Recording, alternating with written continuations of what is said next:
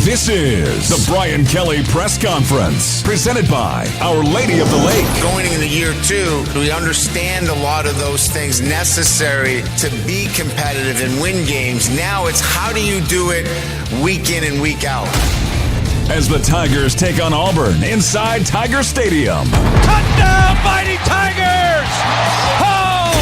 Coach Kelly is coming up, but first, from inside the Capital One studio on the campus of LSU, here are your hosts, former Tiger Gordy Rush, and the voice of your Fighting Tigers, Chris Blair.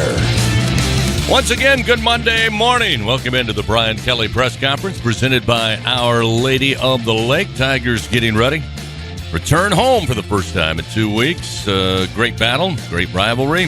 LSU and Auburn will get together coming up this Saturday night in Death Valley, and coming up at 12 noon today. As always, we'll send you to the Lawton Room for the live opening statement and question and answer session with Coach Brian Kelly as LSU comes back from Columbia, Missouri with a win, 49-39. Gordy Rush, they take these 2 weeks. They split with a loss at Ole Miss, a win at Missouri. Your overall thoughts in what turned out to be, for the third straight week, an offensive shootout. I guess the biggest difference for me is that, there were plays needed to be made defensively, and LSU was able to do so, on top of the fact that if you win the turnover battle 2-0, you always have a chance to win. And to me, that's what LSU's defense has to build on, and LSU's offense just keeps on clicking. Yeah, look, a lot of the same for me. I thought in the second half, defensively, a couple things happened. I thought the defensive front played better. And there was a lot made of Pete Jenkins coming back to help with this defensive unit that hadn't had a defensive line coach really intact than before spring football. And so I thought they played the run much better against Missouri. I thought there were a couple times they were able to affect the pass in the pass game, and whether it was a batted ball from Mason Smith or Swinson had that nice play on the third down to swat the football late in the game. And then as Coach Kelly told us at halftime, they went away from playing man-to-man, which was a little bit of a mismatch, to playing more zone, and the addition of Sage Ryan at cornerback and his physicality. I thought there was some things to grow on. It's certainly not the standard it is LSU defense, but it was a step in the right direction in the second half. Well, we want to start today's show after a brief little recap of what we saw on Saturday, talking about Jaden Daniels, because it was announced just moments ago. Third time this year, Jaden is the SEC Offensive Player of the Week, and he's just putting together a phenomenal campaign here in 2023, Gordy. You look at his numbers, total offense, over 2,391 yards, approaching 2,400 yards. We've played, again, 6 games this season. And I know that people talk about who's in the run for the Heisman Trophy, and I've said it before, and I mentioned it again on Saturday on the radio broadcast that unfortunately your team's wins and losses sometimes creates that hype and talk for a Heisman candidate, but sheer numbers and just with the eye test, watching this young man play. I don't know about everybody else, and I don't have a vote, but he's in my Heisman conversation. He's in my Heisman conversation as well. I think it was number 3 on most Vegas boards going into the season, and I would get asked the question, you think Jade has a realistic chance at the Heisman?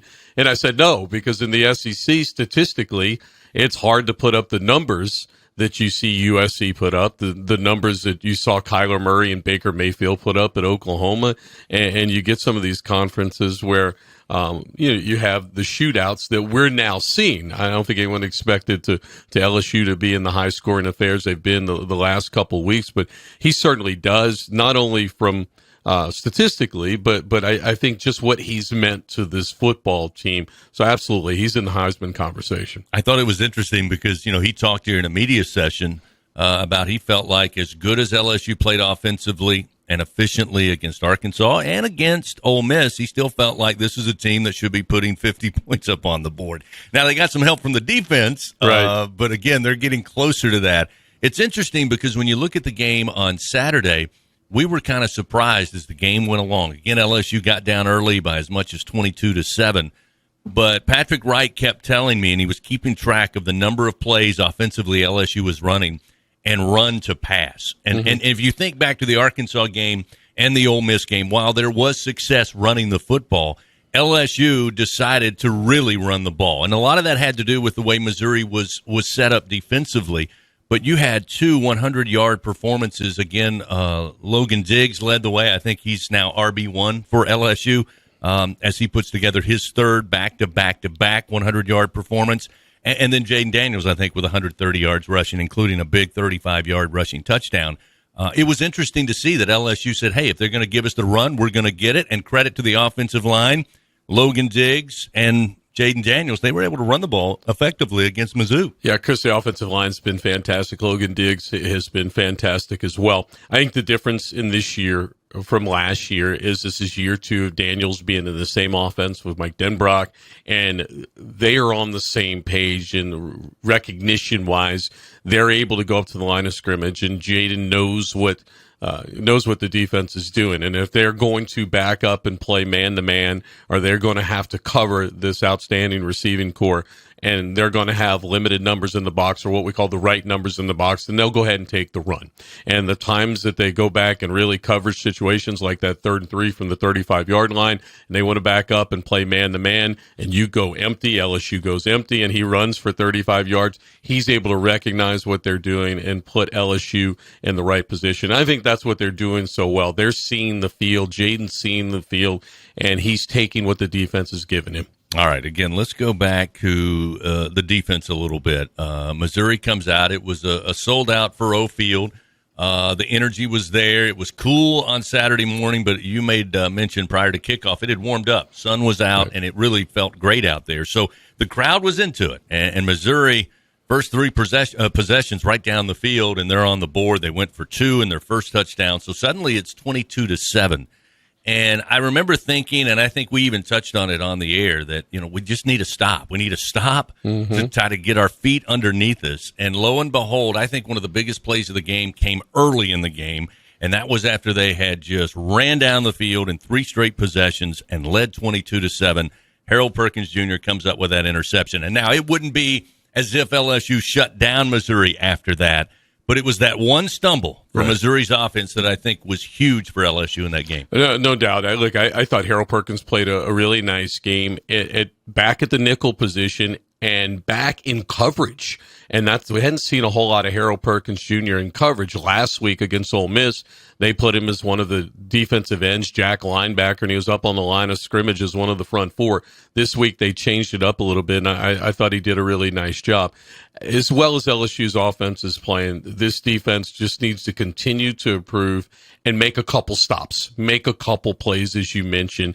And that was a huge spot in the game. It was 22-10. Late in the second quarter, LSU was able to go ahead and drive and make it a 22-17 football game and go into the locker room 8 points down, 25-17, just a one-score game. Yeah, we make it towards the end of the game, and again, every play adds up. And coaches tell you that all the time, that what happens in the first quarter impacts the final decision.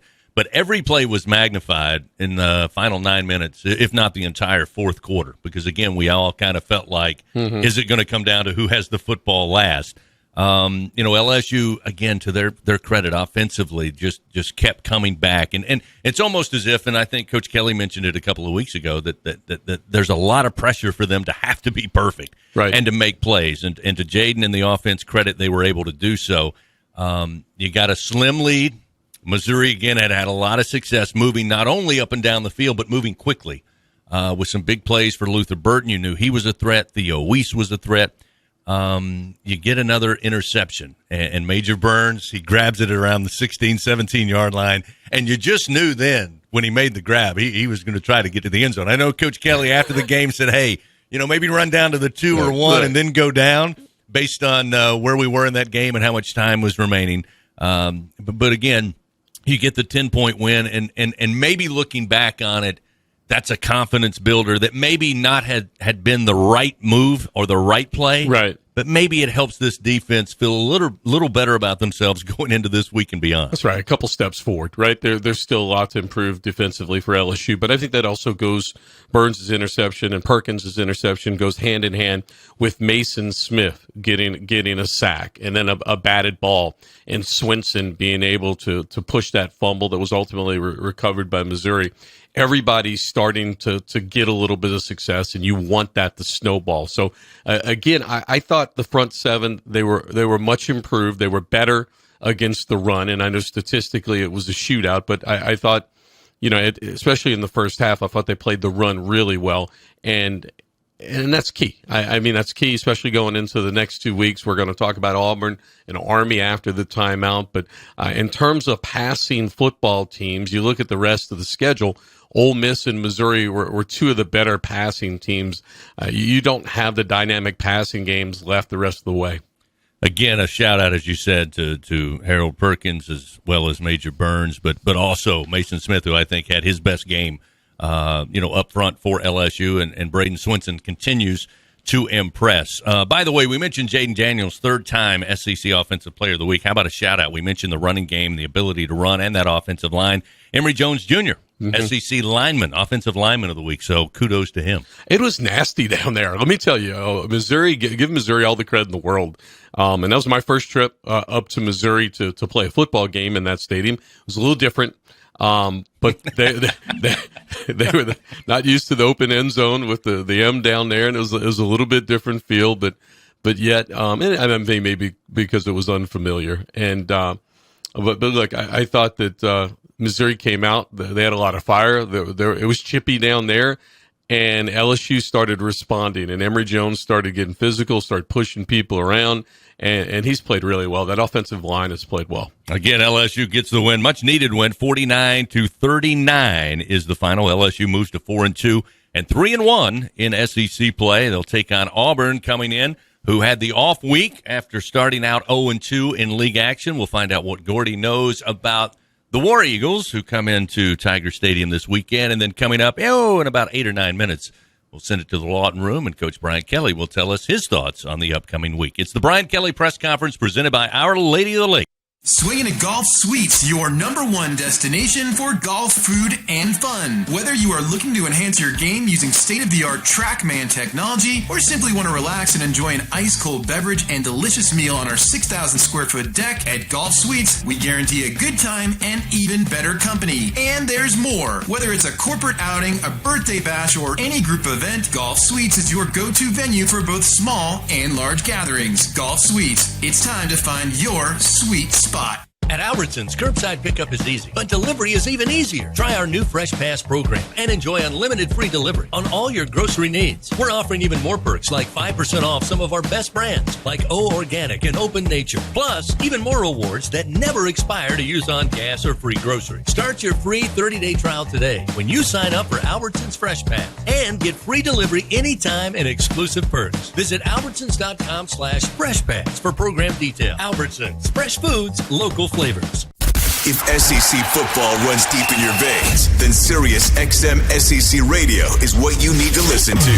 We're talking conference and team previews, plus hear live games, news, and analysis from experts like Chris Doering, Aaron Murray, and Max Starks. Go in-depth with your favorite team with coaches shows, championship specials, and more. Get inside SEC football like nowhere else. Feed your fandom on the Sirius XM app. Stay up to date anywhere you go. Just download the app and start streaming. Tiger fans, this is Eddie Kennison, former LSU football wide receiver. If you know me, you know I'm all about making big plays. Tigers win! Tigers win! That's why I joined the team at LSU Sports Properties. Our goal here is to help businesses make big plays both on and off the field. If you want to give your brand that competitive edge and be a part of the biggest stage in college sports, give the corporate sponsorship team at LSU Athletics a call. Your brand, our fans. Utilize the power of LSU Athletics to promote your business and sponsor LSU Athletics today. Call 225-578-2788. Go Tigers. Coach Kelly is just moments away from previewing the week for the Fighting Tigers. This is the Brian Kelly Press Conference, presented by Our Lady of the Lake. Once again, here are Gordy and Chris. Great to have you with us on this Monday. Still Monday morning, but coming up at 12 noon, Coach Brian Kelly will address the media assembled at the Lawton Room, adjacent to legendary Tiger Stadium, the location where on Saturday at 6 o'clock it will be LSU and Auburn. And Gordy, Auburn with the week off, probably much needed after their first 5 games. They go into the off week a little banged up. They're 3-2 overall. 0-2 in conference play. Took Georgia to the wire, came up short 27-20 at home last time out. I don't know if you could say Hugh Freeze took over in a situation worse than Coach Kelly did as far as a rebuilding job that was ahead of him. But suffice to say, there was a lot of work when Coach Freeze arrived on the Plains. And it's just one of those teams that, they're 3-2. They're 0-2 in the league. Against Power 5, they're only averaging a little over 14 points per game. We have seen them struggle offensively. But with Hugh Freeze there, you just hope this isn't the week where, again, lightning strikes, they put it all together, and he's able to scheme up a game against LSU. Yeah, they certainly, I think, they took a lot of confidence, or taken a lot of confidence away from their performance against Georgia. They led in that football game, and to play Georgia down to 27-20 was an impressive performance. Certainly they fed off that home crowd, as Jordan Hare is one of the best places to play in this conference. But I think you said it, offensively, they've been struggling to get that going. They have run the ball fairly well. Ran the ball for over 200 yards against Georgia. They ran for a little 130, I believe, against Texas A&M. It's been the passing game. Peyton Thorne came down from Michigan State as a transfer quarterback in his 2 years up in Michigan State. Over 6,000 yards and 46 touchdowns. To put into perspective, the 3 Division I games, the 3 Power 5 games they played, so Cal, A&M, and Georgia, he had 44 yards passing against Texas A&M, 82 against Georgia, and Cal, only 92 yards in that game. So this is a different sort of attack than what LSU's been facing. And I think for the secondary, at first glimpse, you're like, good, this is not a power passing team. They're not going to get pressed as much. But on the flip side, we know that Hugh Freeze is a spread the run guy. They've run the ball really well, and they're going to test LSU's run fits, especially out there on the perimeter. And so this is going to be one of those games. Hugh Freeze shows you a lot of eye candy. You're going to have to be disciplined and play your position and take care of run support. Yeah, you can just look at their stat line and realize this is a team that is trying to run the football, and they're trying to do it with a number of personnel, not only Peyton Thorne, but Robbie Ashford, who LSU saw last year, again, a converted quarterback, so to speak, and it's almost a given when he comes out there that they're looking to run the football. But they did have returning Jarquez Hunter, who's a talented back, Brian Batty, who transferred in. So there's going to be a pretty steady rotation of guys running at LSU. No, and I think he's going to see the film and some of the issues that LSU had against Ole Miss, and both quarterbacks are mobile, and Thorne is their actual second leading rusher with 275 yards on the ground. And then Ashford is more of a red zone specialist. They get down there. He's basically a wildcat quarterback. They're going to put him in the game. He has 5 rushing touchdowns on the season. So they can give you fits in the run game, and hopefully LSU improved against the run against Missouri. And I know that the quarterback, Cook, was not really a mobile quarterback, but LSU's going to have to really bring their best run defense to Tiger Stadium Saturday night. The other thing with Hugh Freeze getting hired, you talk offense automatically, but Auburn's bread and butter, and has been for decades, is their defense. And again, they held Georgia, which I know there's this misnomer around the country that Georgia's offense is not what it was a year ago, and statistically it may not be. But they are near the top in offensive categories in the SEC. They held them to 27 points. Defensively, what have you seen? Yeah, defensively, Ron Roberts has really done a nice job. Ron Roberts, the former Southeastern Louisiana coach. I think he was at Delta State before that. He was a DC with Dave Aranda up at Baylor. He was one of the first hires that Hugh Freeze made. He's really done a nice job defensively. It's a lot of new faces over there, but they have kept them in ball games when the offense has sputtered.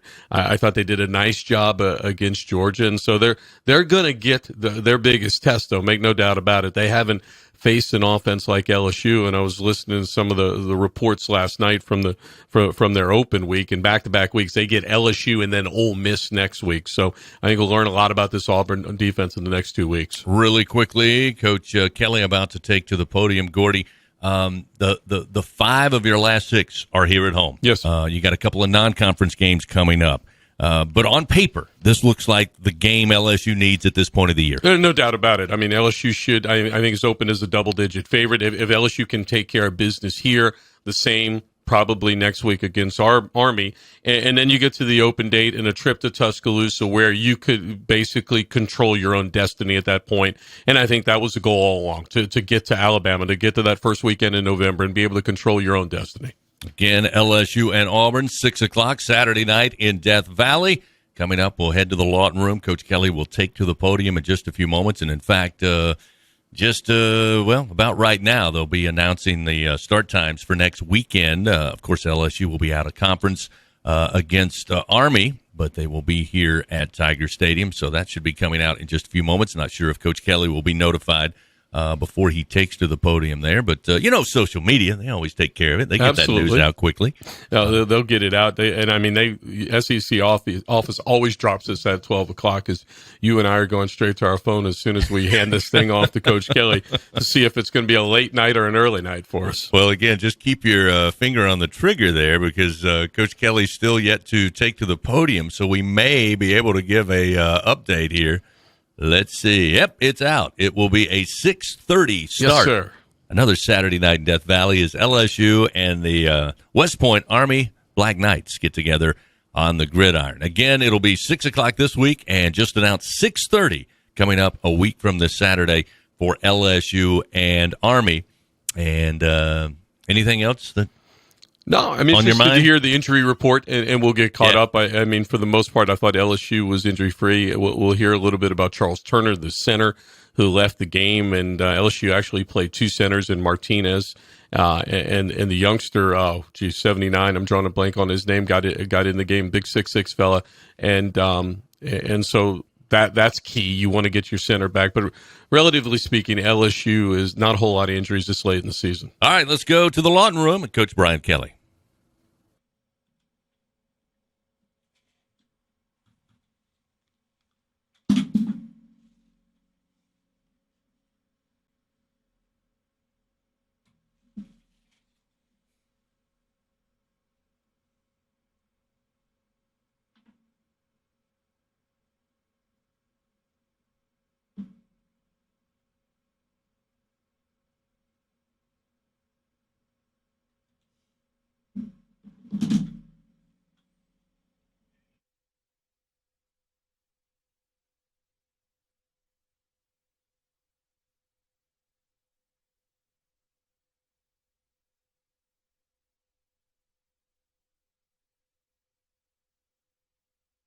We improved in some areas. There's room for a lot of improvement in others. The offense continues to do some great things. Jaden Daniel was named the SEC Player of the Week again for the third time in 4 weeks. The offense is playing at an incredible high level, third in the nation in total offense, first in the nation in first down. So Mike Denbrock and the offensive staff deserve a lot of credit. And the players, they're playing at such a high level, starting with Daniels, the offensive line, certainly controlling the line of scrimmage against a very good Missouri defense coming in. Missouri is one of the top rushing defenses in the country. We had 274 yards rushing in the game. So obviously that, goes to, first and foremost, we talked about, winning the line of scrimmage, and I thought we certainly did that. I thought in the fourth quarter, our physicality showed. We were able to get a pass rush with 4 down late in the game, which is obviously very important. And then, some superlatives, Emory Jones was named the SEC Offensive Lineman of the Week. I thought he played outstanding, showed great poise when there were some personal foul penalties out there. He again was outstanding, but again showed incredible poise. Really proud of the way he handled himself, during some of those interchanges.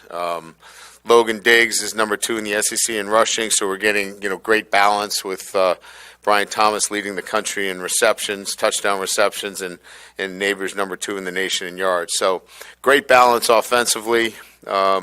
Defensively, came up with a couple of key turnovers, a couple of interceptions, which I think certainly bolstered that group, and had some really big performances. Mason Smith played very well. I think, if you start with, where we want to go, I think that's probably his best game since I've coached him, and only look for him to get better and better each week. Now we flip the script and welcome in Auburn.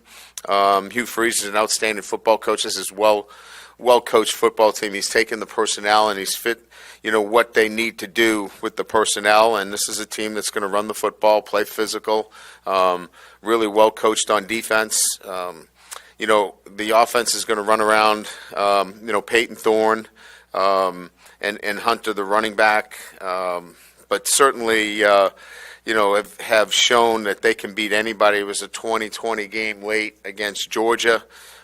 Georgia was able to escape with a victory, scoring with about 2.5 minutes left in the game. So a very dangerous football team, one where we'll have to play really well, but we're excited about being home. As you know, 4 out of the first 6 games on the road, which is very difficult in itself, but this will be our 5th consecutive SEC game as well. So guys are up for the challenge. It'll be a great one. It's great to be back home in Tiger Stadium, and we're looking forward to hosting Auburn this weekend. So with that, we'll open it up to questions. Brian, up here. Kind of continuing that theme, can you speak to the challenges that you've faced so far, maybe that have been out of your control, whether that be scheduling, the style of offenses you've played, and where you've played these games, and how it looks a little different on the back half of the schedule?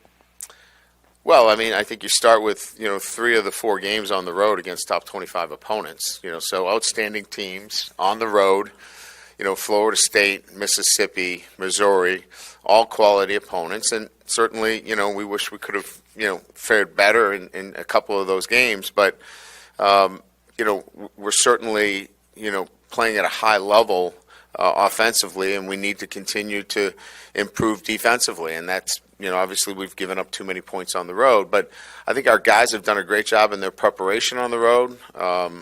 Clearly, outside the Florida State game, we had a great chance to win the Mississippi game. So I'm really proud of the way they've handled themselves on the road, but it's been a difficult schedule. And so we're seasoned, we're right in the hunt, and, the season's in front of us. So with 5 out of the 6 remaining at home, we feel like we're in a good position. Let's go take care of business. It's just wondering if there's an update on Jaden's shoulder and just kind of what the week looks like for him in terms of preparing for this game with maybe a little bit of an injury. Yeah, he didn't have any shoulder issues. Yeah, that's okay. I think our biggest concern was, just overall soreness. He got hit a number of times. It was a physical game. But, he checked out well yesterday. He was in the film room this morning, got his normal film study in around 5:30 this morning, and was with the trainers this morning, and he'll be full go for practice on Tuesday. Coach, do you think over the last 3 quarters you may have found something defensively? If you did, what is that, and can you sustain it? Well, obviously that's the challenge. We feel there's some light there at the end of the tunnel for our defense. We feel like the progress that was made up front is going to be sustainable. We're going to have to make some more progress on the back end of our defense. We've got to go compete for some balls that we think that were out there for us to get. I think we are going to get better because of the experience that Whit Weeks is getting at the linebacker position. He's just getting more reps and more time out there.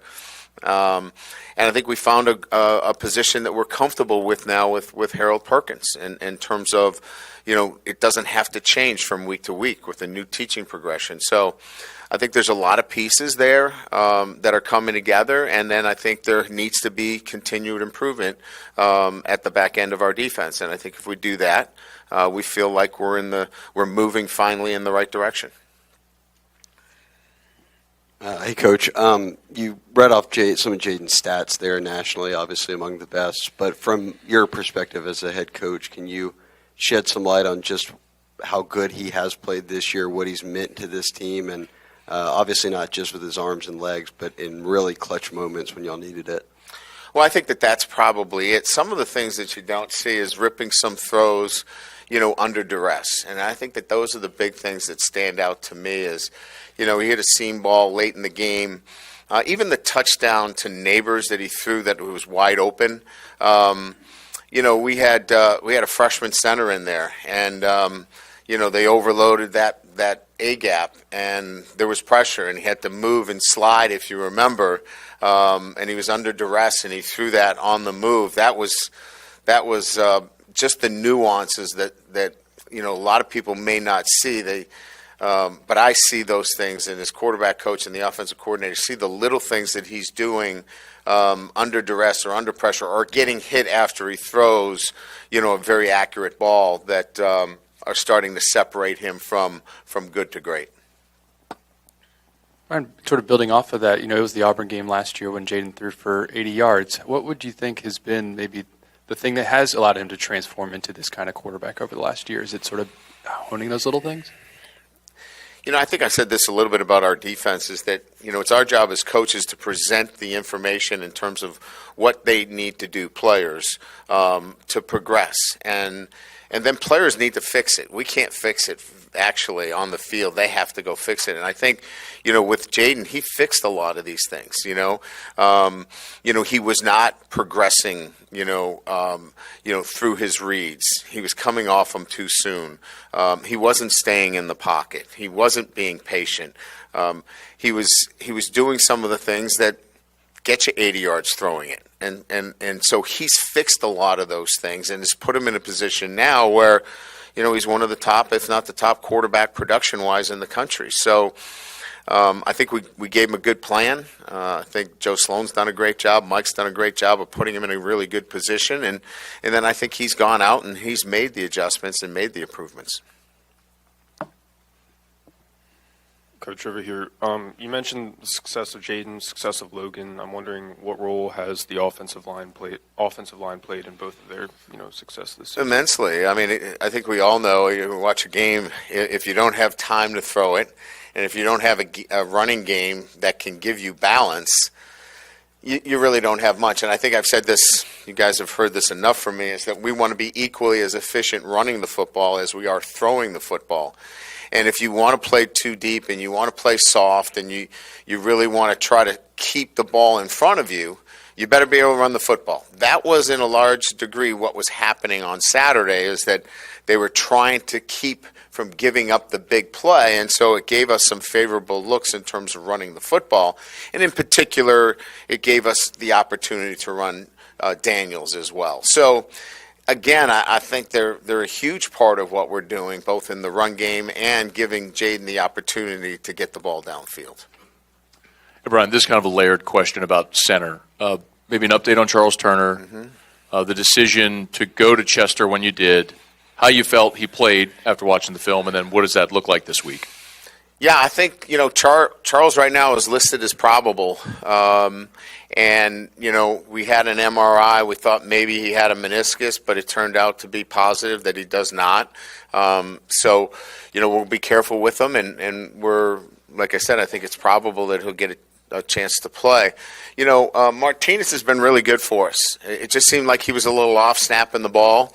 As you know, we had a bad snap down in the red zone, and it caused some mistiming opportunities for what we were trying to run. And Brad Davis, our offensive line coach, really is high on DJ and felt very comfortable in that situation to put him in the game.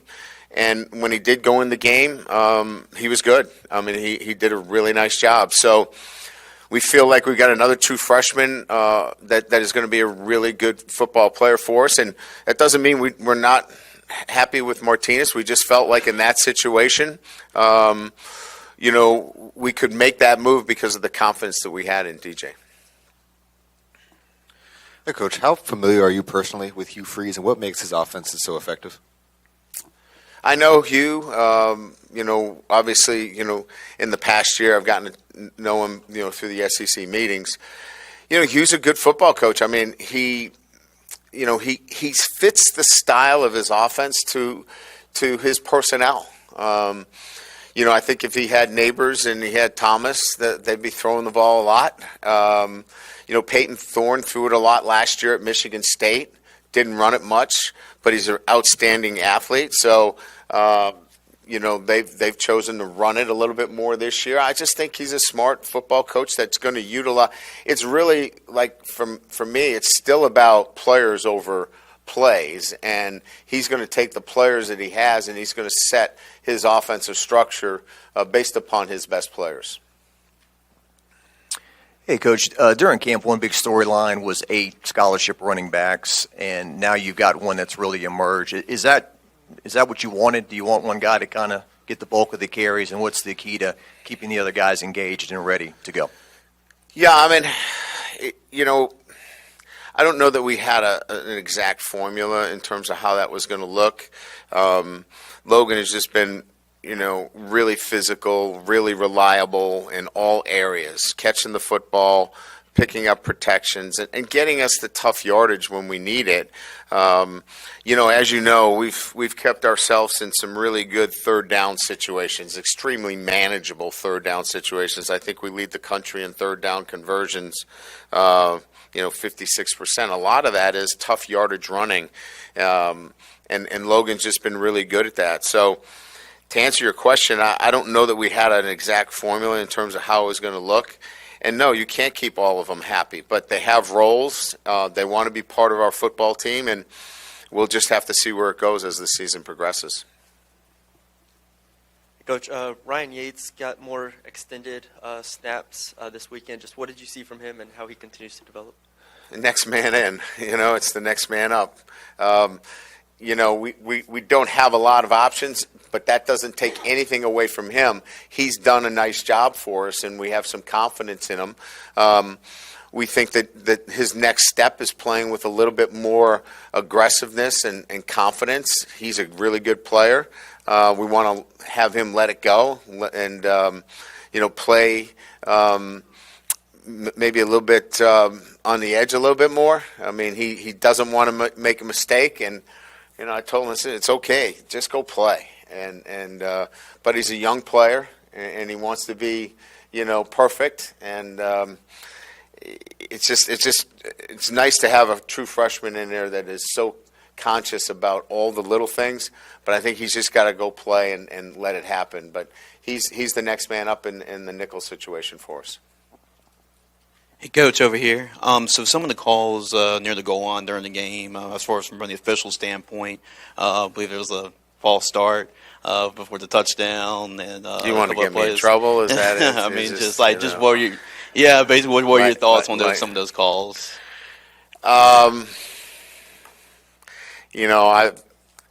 We've sent in the ones that we have concerns over. It just seems that it's hard for us to see how those are missed, but maybe the officials look at me and say, how can you not stop outside zone?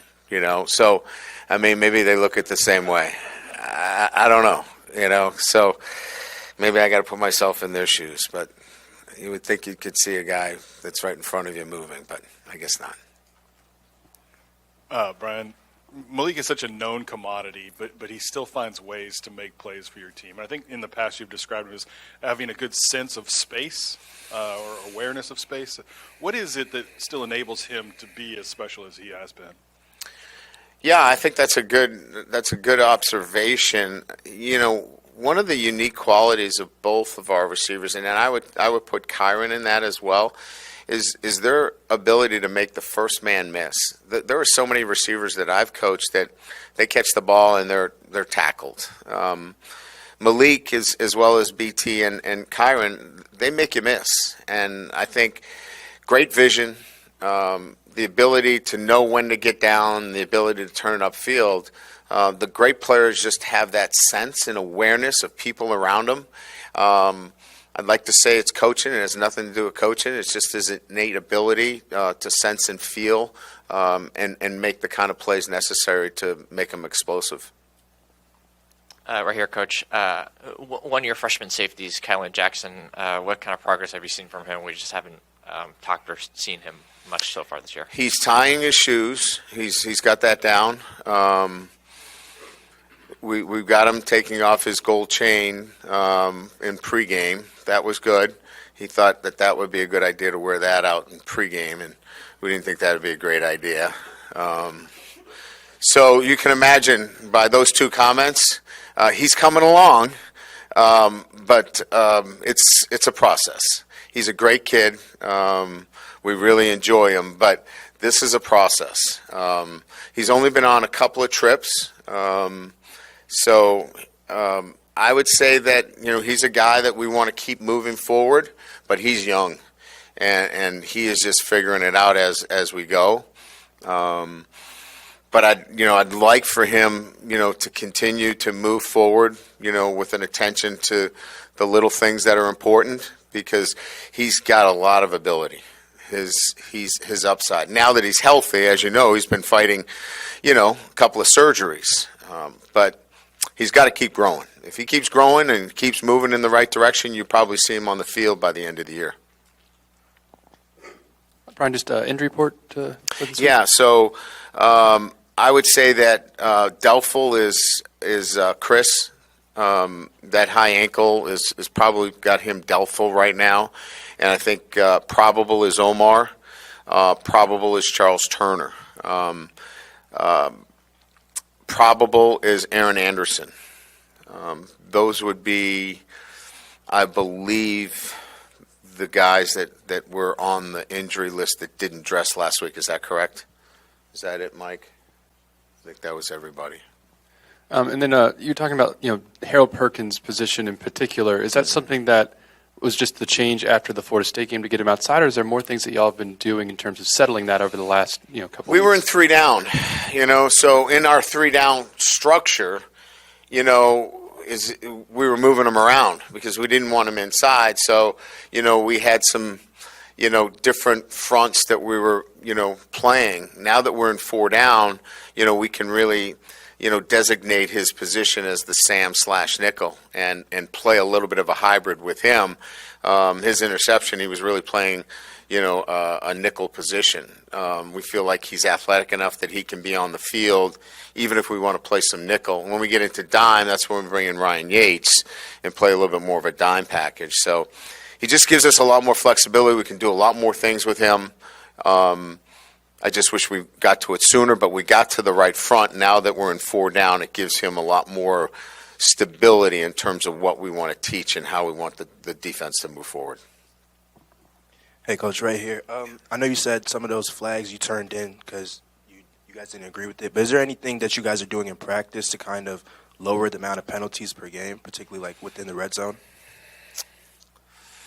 I'm trying to think in particular what you're referring to. I mean, we've had a couple of, false starts here and there. We've been on the road. Sometimes it's a matter of, illegal snaps. But, yeah, we play music. We play loud music. We try to, get the environment such to match that. But I think by and large, this was the most penalized we've been all season. We had some interesting calls. We turned in a call that was a holding call down in the red zone that we didn't believe came close to that. Will Campbell was going to the echo of the whistle. He wasn't aware that you could drive somebody into the third row. You had to back off. He's an old lineman. We'll put that on me. He now knows that you can't do that. Yeah, there are some penalties that hurt more than others and that you would want to have a conversation with somebody. But I think our team has been well-disciplined overall. You guys have tried a lot of different combinations at cornerback. Just what did you like about Sage Ryan in that spot last weekend? And then what was the situation with Denver Harris? Was it an injury or just coach's decision? Yeah, no, I mean, I think Denver's continued to grow, continue to learn what we do, how we do it, on a day-to-day basis. Just he's maturing. Sage is a reliable guy. He's a veteran guy. He's been here, knows our calls, knows our defense. He's really playing the third corner, if you will, when you're a nickel. So, with Harold being on the field virtually all the time, then you're taking your third corner and you're saying, all right, if he's not going to be on the field, what's our best matchup situation? And he really is the next best player. So we want to get our 11 best on the field, and that's really what it came down to. Brian, you were 4-2 at this point last season. Any similarities you see now? And then you went in the second half and obviously had a great second half and played very well. Any similarities you see now to the development of the team? Things that had to be worked out, in the first half of the season that may bear fruit, going forward? Well, it's kind of the opposite, right? We, it was brought up that we threw for 80-something yards. So, we were working diligently on the offense and making sure that the offense was growing, and we were playing pretty good defense, right? That there was a stretch there. The Auburn game was won on defense, and we were playing really good defense. And I think now the shoe is on the other foot here in terms of, our offense is playing at a high level. We've got to get our defense to be much more in sync with what we're doing. And I think we took a step in that direction. I'm not saying it's a leap in any fashion, but we took a step in that direction, and we need to continue to do that. So that's really the charge here. And still play complementary offense and defense and special teams. We got a big play from Jay Bramlett late in the game on that punt. That was a huge play that backs them up, and we get the interception. I mean, there were a lot of things that happened in the game where if we got an interception, our offense came back and scored a touchdown, or vice versa. They were complementing each other well, including special teams. We need more of that moving forward in the back end of this season. Thank you. That there was a stretch there. The Auburn game was won on defense, and we were playing really good defense. And I think now the shoe is on the other foot here in terms of, our offense is playing at a high level. We've got to get our defense to be much more in sync with what we're doing. And I think we took a step in that direction. I'm not saying it's a leap in any fashion, but we took a step in that direction, and we need to continue to do that. So that's really the charge here. And still play complementary offense and defense and special teams. We got a big play from Jay Bramlett late in the game on that punt. That was a huge play that backs them up, and we get the interception. I mean, there were a lot of things that happened in the game where if we got an interception, our offense came back and scored a touchdown, or vice versa. They were complementing each other well, including special teams. We need more of that moving forward in the back end of this season. Thank you. Coach Brian Kelly once again addressing the media this week on the Brian Kelly press conference presented by Our Lady of the Lake. You could almost sense a little bit of relief or excitement that LSU will finish their last 6 games of the regular season, 5 of which will be played inside the friendly confines of Tiger Stadium, including this coming Saturday, as LSU will host Auburn and then step out of conference next week to take on Army. As announced earlier today, that one will kick off at 6:30 a week from this Saturday. We'll take a quick break, come back, and wrap it up on the Brian Kelly press conference presented by Our Lady of the Lake. It's time to score big with healthcare decisions this enrollment period. With a Medicare Advantage plan from People's Health, you get more benefits than original Medicare. Like $0 copays for primary care and virtual doctor visits. Part D prescription drug coverage. Vision and dental services. And an allowance for OTC items. Call People's Health to learn more. 1-855-633-4207. Plans are insured through United Healthcare Insurance Company or one of its affiliated companies. A Medicare Advantage organization with a Medicare contract. Enrollment in the plan depends on the plan's contract renewal. Unrivaled content, unprecedented access. LSU Gold, powered by Bayou Traditions, is the only place for exclusive behind-the-scenes content featuring your favorite LSU teams. It's all access to the Tigers all year long, from pregame warm-ups to postgame celebrations and every moment in between. You can watch LSU Gold anywhere, anytime, and on your favorite device. Go to lsu.gold today to sign up for your free 7-day trial, so you can be there for each step of LSU's championship journeys. That's lsu.gold. If SEC football runs deep in your veins, then Sirius XM SEC Radio is what you need to listen to. We're talking conference and team previews, plus hear live games, news, and analysis from experts like Chris Doering, Aaron Murray, and Max Starks. Go in-depth with your favorite team with coaches shows, championship specials, and more. Get inside SEC football like nowhere else. Feed your fandom on the Sirius XM app. Stay up to date anywhere you go. Just download the app and start streaming. Hey, Tiger fans 12 and younger, don't miss your chance to be a part of Mike's Kids Club, presented by Shell, the exclusive kids club of LSU Athletics. Join Mike's Kids Club for only $25. Get the official Mike's Kids Club t-shirt, free admission to select LSU athletic events, and much, much more. To learn about upcoming events and to join, please visit LSUMKC.com. The Mike's Kids Club, presented by Shell.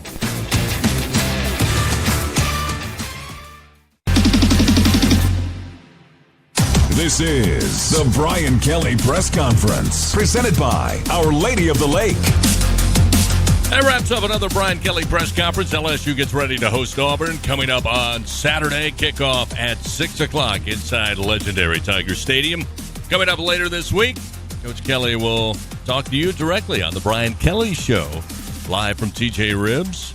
Get started at 7 o'clock. Come join us for dinner. If you can't make it, no worries. You can listen across the state on the LSU Sports Radio Network and across the globe on the LSU Sports mobile app, presented by BASF. Then on Saturday, we'll get it started with 4 o'clock with LSU Game Day. Our MVPs, Hunt Palmer, Brandon Taylor, Marlon Favorite will get the day started for us, and then Doug Morrow and Gordy Rush will join me inside Tiger Stadium for LSU and Auburn again with kickoff just after 6 o'clock.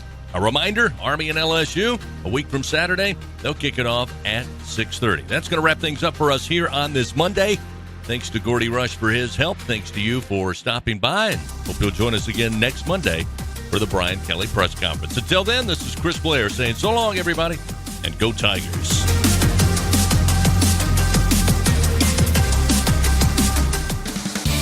This has been the Brian Kelly Press Conference, presented by Our Lady of the Lake.